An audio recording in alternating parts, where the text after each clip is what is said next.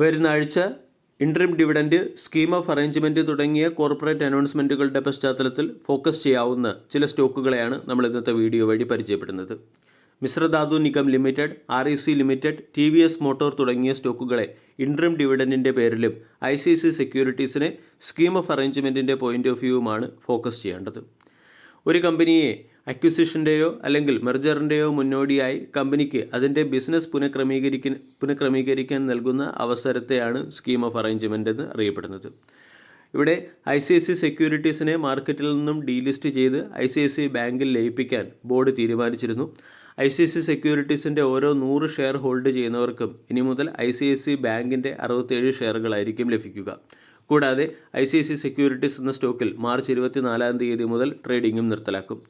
ICICI സെക്യൂരിറ്റീസിനെ ICICI ബാങ്കിൽ ലയിപ്പിക്കാനുള്ള തീരുമാനത്തിന് March 10 national company law appellate tribunal അപ്രൂവലും നൽകിയിരുന്നു. ഇതിൻ്റെ പശ്ചാത്തലത്തിൽ ICICI സെക്യൂരിറ്റീസ് എന്ന സ്റ്റോക്കിനെ അടുത്ത ട്രേഡിംഗ് സെഷനിൽ ഫോക്കസ് ചെയ്യാവുന്നതാണ്.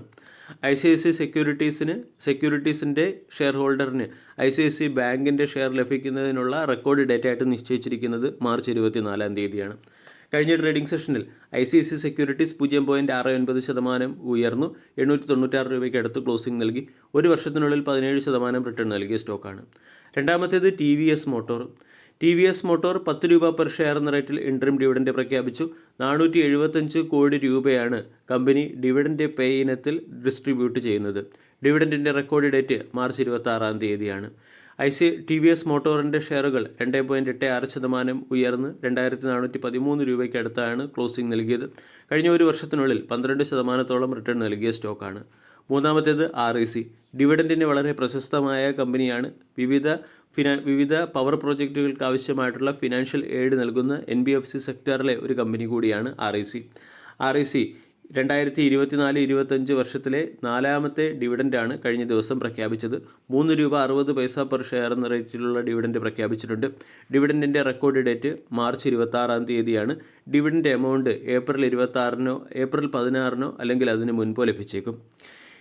2024-25 ഫിനാൻഷ്യൽ ഇയറിൽ കമ്പനി 3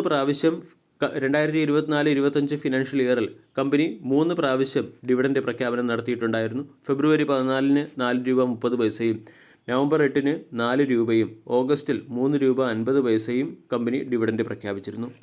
ഇവിടെ REC ലിമിറ്റഡിൻ്റെ ഷെയറുകൾ കഴിഞ്ഞ ട്രേഡിംഗ് സെഷനിൽ 428 രൂപയ്ക്ക് അടുത്ത് ക്ലോസിംഗ് നൽകി. കഴിഞ്ഞ ഒരു വർഷം കൊണ്ട് സ്റ്റോക്ക് 4%, ഇയർ ടിൽ ഡേറ്റിൽ 14% റിട്ടേൺ നൽകി. മറ്റൊരു സ്റ്റോക്ക് മിശ്രധാതു നിഗം ലിമിറ്റഡ് ആണ്. PSU സെക്ടറിലെ മിശ്രധാതു നിഗം ലിമിറ്റഡ് എന്ന കമ്പനി മെറ്റൽസും മെറ്റൽ അലോയ്സും നിർമ്മിക്കുന്ന കമ്പനിയാണ്. 2024-25 ഫിനാൻഷ്യൽ ഇയറിലെ അവസാന ക്വാർട്ടറിൽ കമ്പനി 75 പൈസ പെർ ഷെയർ എന്ന റേറ്റിലുള്ള ഇൻട്രിം ഡിവിഡൻഡാണ് പ്രഖ്യാപിച്ചിരിക്കുന്നത്. ഡിവിഡൻഡിൻ്റെ റെക്കോർഡ് ഡേറ്റ് ആയിട്ട് നിശ്ചയിച്ചിരിക്കുന്നത് മാർച്ച് 25 വെള്ളിയാഴ്ചയിലെ ട്രേഡിംഗ് സെഷനിൽ മിശ്രധാതു നിഗം ലിമിറ്റഡിൻ്റെ ഷെയറുകൾ 1.13% ഉയർന്നു. കഴിഞ്ഞ ഒരു വർഷത്തിനുള്ളിൽ 22% റിട്ടേണും ഇയർ ടിൽ ഡേറ്റിൽ 15% റിട്ടേണുമാണ് സ്റ്റോക്ക് നൽകിയത്.